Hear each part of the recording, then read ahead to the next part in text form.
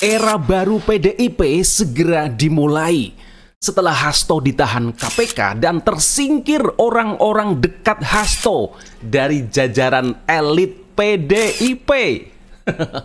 Dan lama-lama Hasto akan terlupakan oleh ketua umumnya Megawati Soekarno Putri dan terlupakan bahwa PDIP punya sekjen fenomenal Hasto.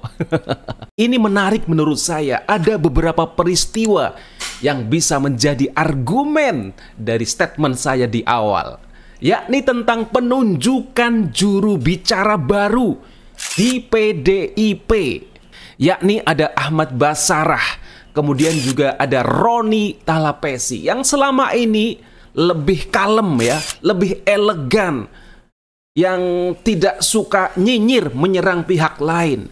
Beda dengan juru bicara sebelumnya yang lebih banyak nyinyir, yang lebih banyak menyerang, yang lebih banyak menebar kebencian dan banyak hatersnya di media sosial maupun juga di kalangan elit partai politik yang lain. Contoh, Guntur Romli sudah tidak dipakai lagi.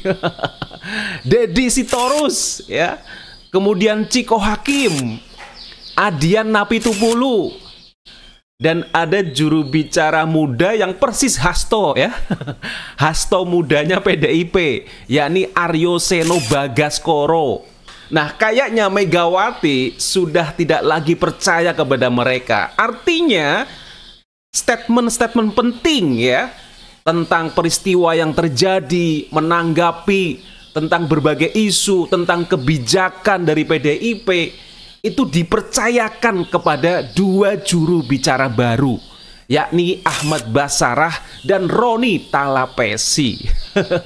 Ini menarik ya, menarik betul. Artinya Megawati mungkin saat ini sudah tidak lagi dibisiki oleh yang namanya Hasto, sehingga pikirannya lebih terbuka, mindsetnya lebih terbuka terhadap peristiwa yang terjadi di sekitarnya, terhadap Pak Jokowi, terhadap Pak Prabowo, terhadap elit-elit partai politik yang lain.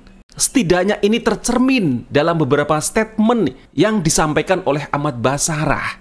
Seperti sebenarnya Megawati itu tidak melarang kader PDIP yang menjadi kepala daerah untuk ikut retreat atau pembekalan di Magelang. Ya, sifatnya hanya menunda, bahkan juga menganulir pendapat bahwa larangan untuk ikut retreat itu bukan serta-merta merespon dari Hasto yang ditahan KPK. Tidak, Megawati membantah itu. Tetapi larangan itu yang sebenarnya hanya menunda para kader PDIP yang menjadi kepala daerah untuk ikut retreat lebih didasarkan pada argumen bahwa harapannya kepala daerah dari PDIP ini bisa segera bekerja setelah dilantik, benar-benar terjun ke masyarakat, melayani rakyat. Itu tujuan dari Megawati. Jadi bukan serta-merta alasan melarang retreat itu bukan karena faktor Hasto ditahan KPK. Ya memang diakui penahanan Hasto ini menjadi pukulan telak bagi PDIP karena statusnya yang menjadi sekjen, dan PDIP masih menilai bahwa kasus Hasto ini tidak lepas dari nuansa politik, meskipun juga diakui ada faktor hukum di sana. Dan saat sekarang dari 97 kader PDIP yang sudah ikut retreat di Magelang, itu ada kurang lebih 84 kepala daerah PDIP. Seperti nama-nama besar PDIP, Pramono Anung juga ikut retreat di Magelang. Jadi saya ulangi lagi, secara pelan-pelan para loyalis Hasto di tingkat elit PDIP akan tersingkir. Dan mulailah era baru itu. Tentu saja era baru itu akan ditandai munculnya Puan Maharani yang akan lebih dominan mengawal, memimpin PDIP ke depan. Karena Puan Maharani komunikasi politiknya begitu keren, luar biasa. Pertama, ini yang menjadi sorotan netizen, yakni kehadiran Puan Maharani di acara peluncuran Danantara. Puan Maharani tiba-tiba menghampiri dan akrab betul bincang-bincang dengan Pak Jokowi. Puan sedikit menunduk, kemudian ngobrol, bahkan ngobrolnya lebih lama dibandingkan dengan Puan ketika mendekat ke Pak SBY. Saya nggak tahu apa yang diperbincangkan Puan Maharani bersama Pak Jokowi. Karena yang jelas Hasto belum lama ini ketika ditahan KPK agar memerintahkan KPK juga memeriksa Pak Jokowi dan keluarganya. Apakah Puan Maharani minta maaf ke Pak Jokowi atas statement Hasto? Ya, kita kurang tahu. Tetapi saya melihat hubungan Puan Maharani dengan Pak Jokowi selama ini baik-baik saja. Kemudian Puan Maharani hadir di Kongres Demokrat ke-6 bersama dengan tokoh-tokoh partai politik yang lain. Puan begitu akrab dengan semua pimpinan partai politik, dengan Gibran yang saat itu hadir, kayak nggak punya beban. Nah, ini penting, posisi PDIP harus seperti itu. Meskipun tetap kritis terhadap pemerintah, tetapi bisa menjaga hubungan baik dengan tokoh-tokoh elit politik yang lain. Dan menariknya, kedatangan Puan Maharani di Kongres Demokrat didampingi oleh Pak Bambang Wuryanto, Bambang Pacul, yang selama ini dianggap dia lebih pro terhadap Pak Jokowi. Beda dengan elit-elit PDIP yang lain, yang lebih menghargai, lebih menghormati Pak Jokowi. Intinya sosok Bambang Pacul bisa menjadi penengah, pendamai agar PDIP tampil elegan, bukan tampil yang selalu menyerang, menyudutkan pihak-pihak lain, menebar kebencian. Itu kerennya Bambang Pacul.